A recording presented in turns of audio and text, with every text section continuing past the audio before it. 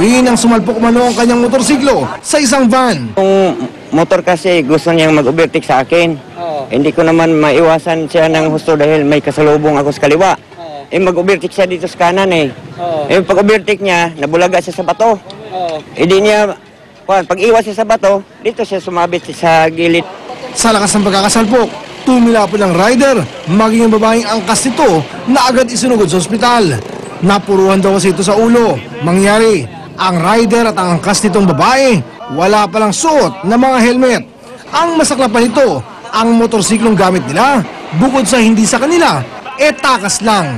Iniram po kasi, kala sabi bibili lang daw ng ewan kung anong bibilin. Saglit lang daw, hindi ka naman po alam na pupunta rito. Napupunta po pala dito. Di malaman kung dahil sa iniindang sakit o matinding hiya, kung kaya't tumanggi na magbigay ng pahayag ang rider ng aksidenteng motorsiklo. Pero ayon sa mga rescuer, ligtas naman na siya sa tiyak na panganib. Nananatili namang under observation sa ospital ang angkas nitong babae. Ito ng balita sa Quezon City, Oscar Oida reporting.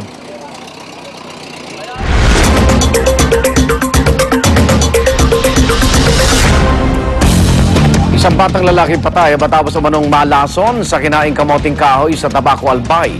Narito ang report ni GMA News stringer Michael Hausian. Hindi makapaniwala si Mang Bartolome ang nilutong kamoting kahoy na kanilang inalmusal ang kikitil sa buhay ng kanyang 2 taong gulang na bunsong si Albert. Isinugod din sa Bicol Regional Training and Teaching Hospital at 3 pa niyang anak dahil sa pananakit ng tiyan, pagkahilo at pagsusuka matapos kumain ng kamoting kahoy. Ayon kay Mang Bartolome, madalas naman silang kumain ng kamoting kahoy. Paboritong araw ito ng kanyang mga anak. Nagluto akong kamuting kahoy maga. So ako pa nagluto. Tapos nagkaraon sinda. Medyo mapait-pait pa lang. Sa pagsusuri ng mga doktor, lumabas na food poison ang magkakapatid. Paalala ng health official sa publiko, suruin at linising mabuti ang anumang uri ng root crop tulad ng kamoting kahoy bago ihain. Lahat daw kasi ng root crops ay may cyanide na nakakalason. Ayon sa Provincial Health Office, maaring hindi naluto ng maayos ang kamoting kahoy kaya nagdulot ito ng food poisoning. Ipapatuloy rin ng Department of Agriculture kung anong breed ng kamoting kahoy ang nakain ng mga biktima. Mula rito sa Albay, Michael Hausian, GMA News. Samantala, nasa ligtas na pong lagay ang nasaksak na estudyante ng UP Open University na pinagnakawan sa tinutuluyan niyang apartment sa Los Baños, Laguna. Nagpapagaling na lang daw ang 18 anyos na estudyanteng si Peter Cruz mula sa mabababaw na saksak na kanyang natamo nang manlaban siya sa mga suspect. Kwento po ni Cruz, galing siya noon sa loob ng UPLB campus at sa kanyang pag-uwi sa kanilang apartment ay nadatnan niyang may 2 lalaki sa may pintuan na tangay ang kanyang laptop. Nakakuha raw agad ng baseball bat ang estudyante na siyang ipinanghampas niya sa mga suspect. Gumanti naman daw ng saksak at suntok ang mga suspect. Pinaghahanap na ng Los Baños Police sa mga suspect base sa paglalarawan ng biktimang si Cruz. Nangyari po ang insidente ilang araw lang matapos ma-hold up at mapatay ang UPLB agriculture student na si Ray Bernard Peñaranda.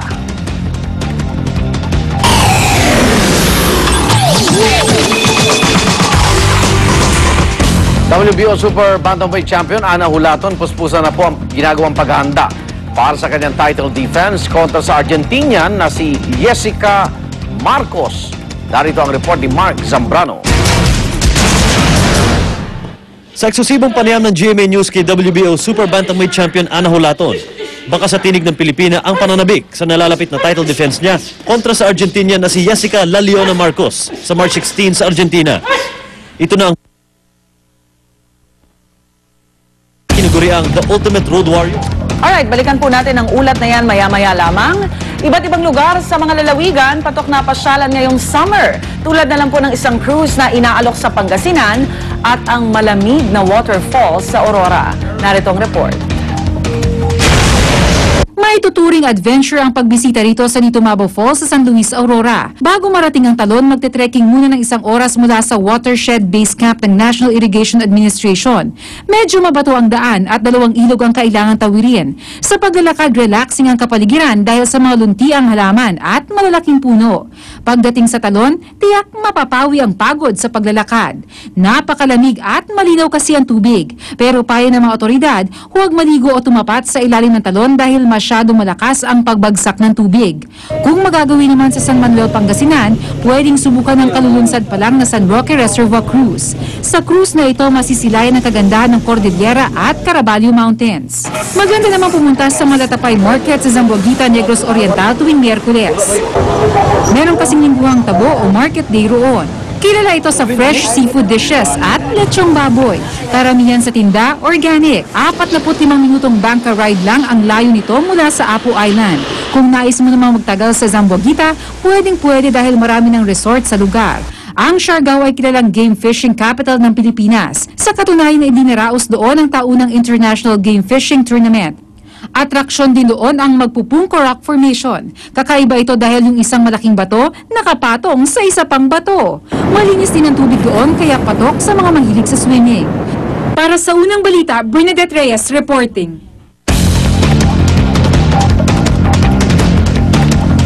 Ilang programa at personalidad ng GMA ang binigyang pagkilala po sa ika-10 Gawad Tanglao. Itinanghal na Best Female News Anchor si Vicky Morales at naiuwi naman ng DCWB ang Radio Station of the Year Award. Darito ang report ni Trisha Zafra.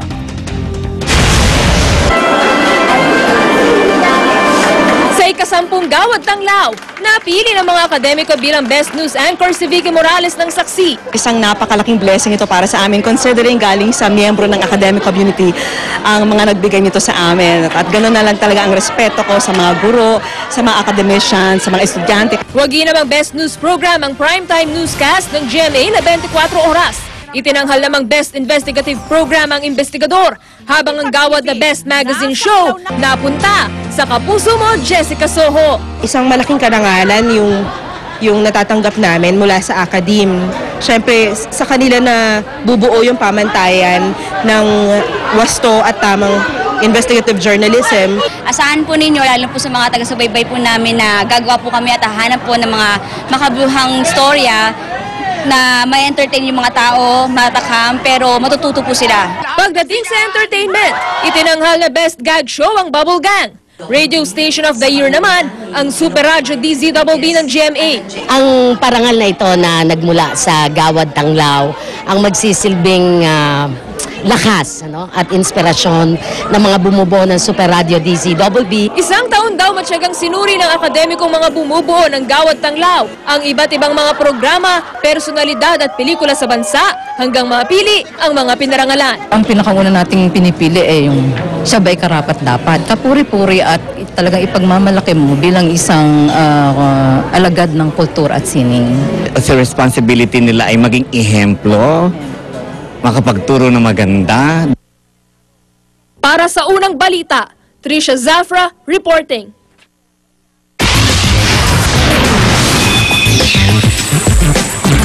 Mga kababayan ng American Idol contestant na si Jessica Sanchez napahanga sa latest performance ng Filipina-Mexican. Talaga namang inabangan pa ng ilang taga-Dinalupihan Bataan ang song rendition ni Jessica. At kahit pangatilam hindi masyadong napahanga ang idol judges sa performance ng Dalagita, puro papuri naman ang tinanggap niya mula sa mga kababayan. Ang isang dalagitang tagahanga ni Jessica, sinabi pang gusto raw maging tulad ng idolo na magaling bumirit. Matapos mapanood ang performance si Jessica, sabay-sabay pang nagpalakpakan ng fans niya sa Bataan. Geneva Cruz at Casey Montero mag-file ng petition for divorce sa Amerika kung saan sila ikinasal. Ayon kay Geneva, kahit hiwalay na sila ni Casey, mananatili pa rin daw ang kanilang closeness. Hindi rin daw madaling palitan si Casey dahil sa pagmamahal nito sa kanya at sa anak niyang si Heaven. Sa ngayon, mag-focus muna sa kanyang career lalo pat kapipirma lang niya ng kontrata sa GMA Records. Sasarado na namin yung kailangan isarado. Para we can just remain friends and be there for each other as friends. Para wala nang ano ba yung pag natatag ka kasi na asawa ni ganito, forever na gano'n na lang, hindi ka na makaka-move on. More chika when I return, so stay tuned. Rhea? Salamat, Luan. Ilang kinatawan ng Procter & Gamble ang dumalaw po sa GMA Network. Mainit ang naging pagtanggap sa kanila ng mga opisyal ng Kapuso Network sa pangunguna ni na GMA Chairman and CEO Attorney Felipe L. Gozon, GMA Marketing and Productions and COO Lizelle G. Maralag, GMA Executive Vice President and CFO Felipe S. Yalong at GMA Films President Annette Gozon Abrugar. Layo ng pulong na lalo pang palakasin ang matagal ng pagsasama ng dalawang kumpanya. Our working relationship will continue for more years, and we are really very grateful for the partnership. We want to be where people are, and it's great to see that our partners are also helping to innovate in that direction. Balikan po natin ang report ni Mark Zambrano ukol sa paghahanda ni WBO Super Bantamweight Champion Ana Hulaton sa kanyang laban kontra po kay Jessica Marcos. Sa eksklusibong panayam ng GMA News kay WBO Super Bantamweight Champion Ana Hulaton, baka sa tinig ng Pilipina ang pananabik sa nalalapit na title defense niya kontra sa Argentinian na si Jessica Laliona Marcos sa March 16 sa Argentina. Ito na ang pinakamalaking laban sa karera ng 3-time world champion na si Hulaton na tinuguri ang The Ultimate Road Warrior dahil sa pambihirang win percentage nito sa mga laban niya sa iba't ibang bansa. Pero sa unang tingin, tila llamado sa laban ang pambato ng Argentina, ang 26 anyos na si Jessica Marcos. Wala pang talo si Marcos sa 19 na professional fights na kanyang nailaban at ni isang beses, hindi pa ito napatumba sa loob ng ring. Ang venue ng laban, baluarte ni Marcos sa Teatro Griego Juan Pablo II sa San Martin, Argentina. Pero ayon kay Hulaton, ni hindi niya iniisip ang mga bagay nito. For me, it's not something new. It's something that I've been trained to do. It's my lifestyle. So I'm a world champion. I have a big responsibility, and I always gotta put out my best. So is it bothering me? Absolutely not. I know I have the heart of the Philippines in my heart. Ayon sa trainer ni Hulaton na si Angelo Reyes, ikinagulat nilang mainit na pagtanggap kay Ana ng mga boxing fans sa Argentina, ilang buwan lamang matapos ang naganap na karahasan sa laban ni John Riel Casimero doon. Kakaibang paghahanda daw ang dinaanan ni Hulaton at tulad ng dati, may espesyal na pinaguhugutan ng lakas ang kampyon. One of the questions that was asked to Ana was, are you nervous at all that there's going to be 30 or 40,000 Argentinians watching you?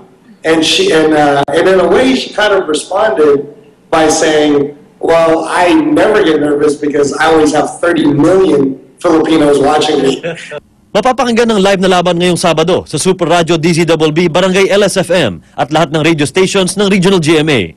Mapapanood naman sa telebisyon ang laban ng lahi Giyera sa Argentina, Ana Hulaton versus Jessica Marcos ngayong linggo, alas 11 ng umaga sa GMA Network. Definitely. Mga kapuso, maraming salamat sa suporta.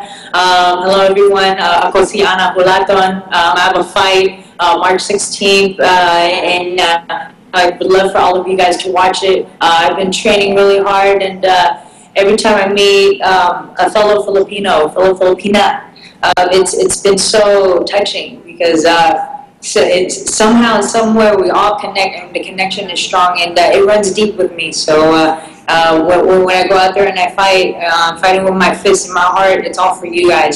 Para sa unang balita, Mark Zambrano reporting.